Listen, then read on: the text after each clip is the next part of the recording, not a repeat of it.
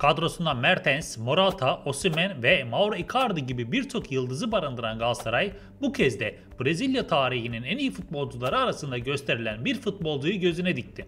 İspanyol basınında yer alan bir iddiaya göre sarı kırmızılı takımın El Hilal ile olan sözleşmesini fesheden ve eski kulübü Santos'a geri dönen Neymar'ı kadrosuna katmak istediği ve bu transferde de bir hayli iddialı olduğu belirtildi. Santos'ta yavaş yavaş kendine gelen yıldız futbolcunun amacı 2026 Dünya Kupası'nda Brezilya milli takımıyla sahada olmak. 33 yaşındaki futbolcu bunun yolunun da Avrupa'da oynamaktan geçtiğini çok iyi biliyor. Neymar'ın önceliği Barcelona'ya geri dönmek. Ancak Başkan Laporta ile aralar pek de iyi değil ve bu da transferi zora sokabilir. Galatasaray'ın ise bu transferde oldukça ısrarcı olduğu ve Neymar'ın tüm taleplerini karşılayabileceği ifade edildi. Sarı kırmızılı takımın Neymar'a bir proje sunduğu ve takımın liderliğinin kendisine verileceği aktarıldı. Görüşmelerin devam ettiği ve Neymar'ın yazın kesinlikle bir Avrupa kulübüne döneceği gelen bilgiler arasında. Öte yandan Santos ile bu sezon 7 maça çıkan süperstar 3 gol ve 3 asist kaydetti.